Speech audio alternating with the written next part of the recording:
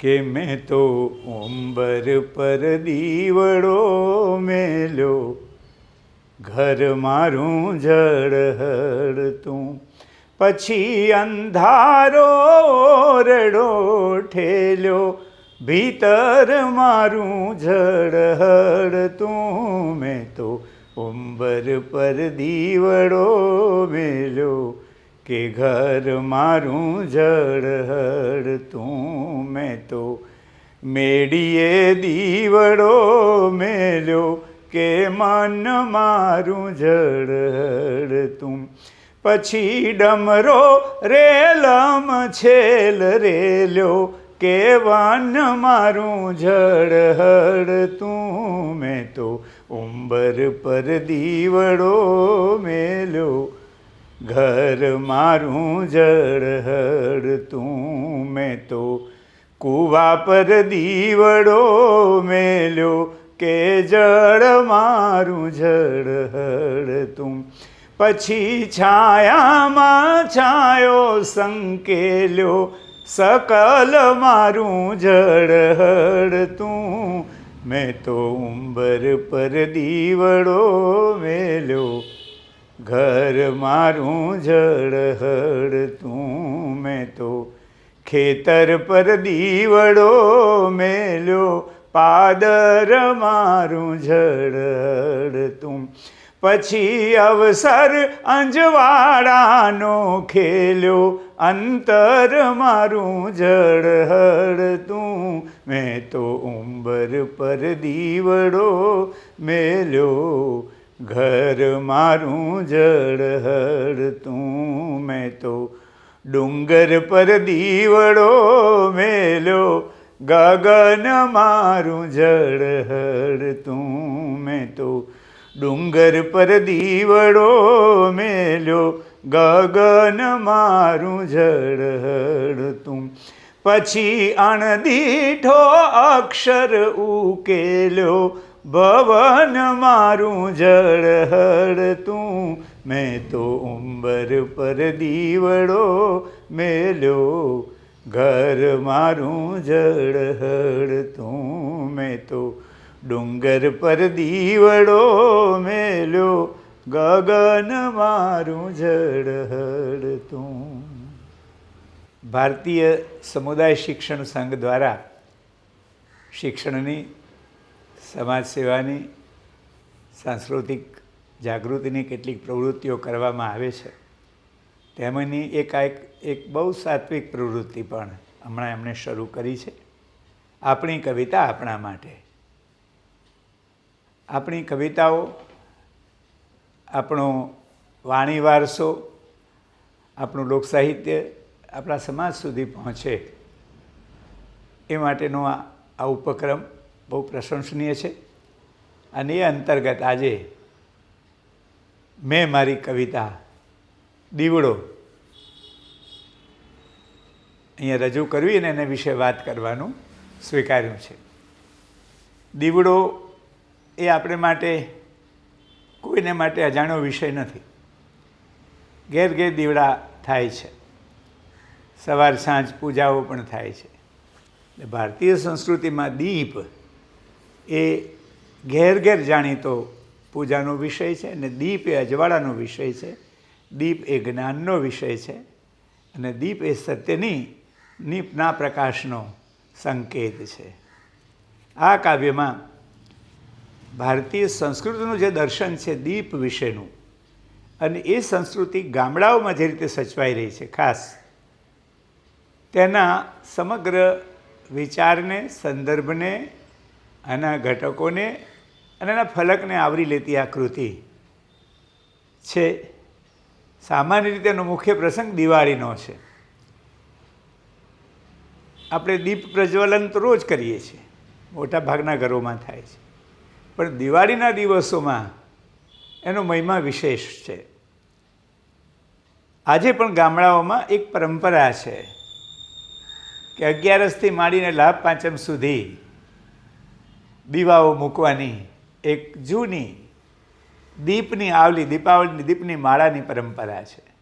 અને એ દિવસોમાં બધે જ દીવા મૂકવાના, હોય છે.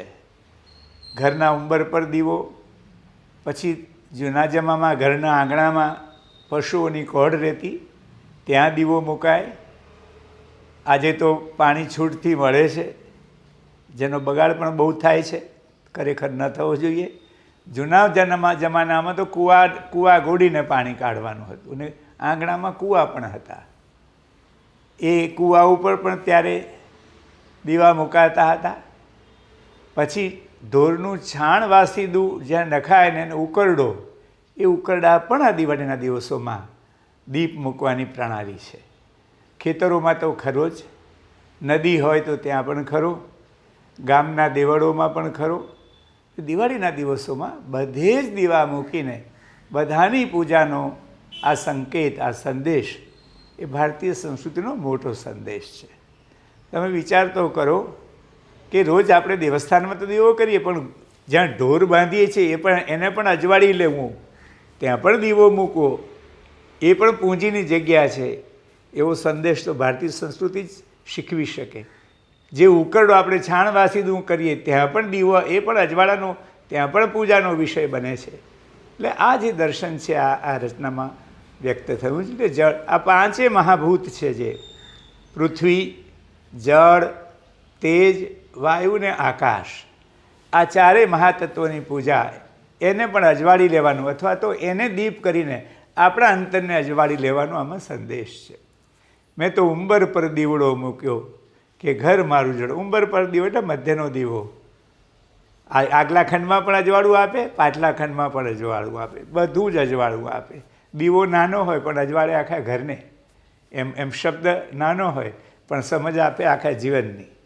ઉંબર પર દીવડો મૂક્યો, આખા ઘર ઝળહળી ઉઠે. પછી મેળીએ દીવડો મેળ્યો. મેળી એટલે ઉપર હોય, મનને મેળી કહ્યું છે. મનને જ્યારે દીવો સમજાઈ જાય ત્યારે તો આખું બધું જ રેલમછેલ થઈ જાય, બધું જ આનંદિત થઈ જાય. મન મારું ઝળહળતું, અને આખું વન જાણે ખીલી જાય, જીવનનું વન ખીલી જાય કે મન મારું ઝળહળતું. આંગણે કૂવા ઉપર દીવડો મેળ્યો, જળ હળતું. આ જળ જ આપણને જીવંત રાખે છે, જળ જ આપણને ચેતનવંતા બનાવે છે. જળની પૂજાનો આ સંદેશ. ખેતરોમાં દીવા મુકાય, ખેતર તો આપણા અન્ન પકવી આપે છે.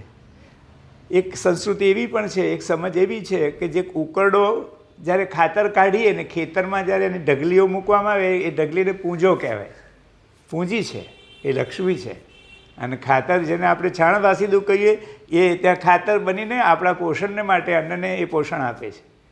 કેટલી બધી સમજ છે.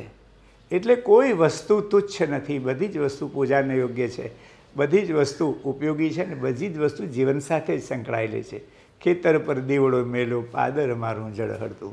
આખા આ પાદરને ઝળહળતું કરી દેવાય.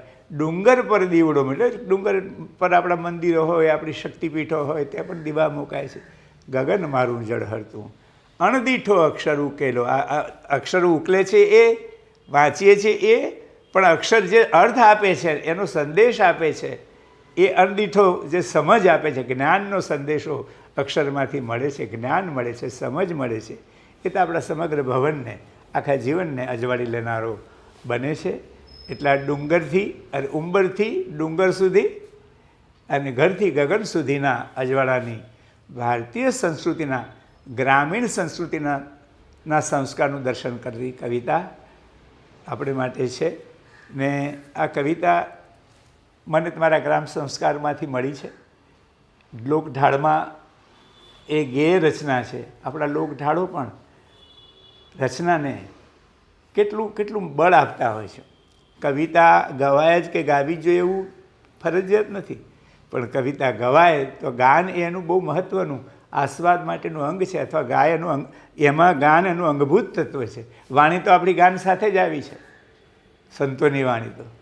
લોક સાહિત્ય, લોકગીતો ગાન સાથે જ ઉતર્યા છે. કવિતાના જે અભિગમો છે એમાં કવિતા ગવાય જેવું નથી, પણ કવિતા હોય એ અગત્યનું છે.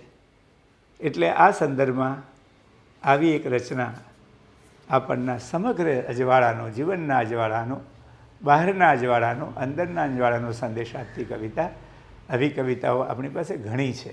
આવી એક કવિતા આપણે સંભળાવી, અને એને જે અર્થ મને આનંદ કરાવતો તે આપને આપ્યો.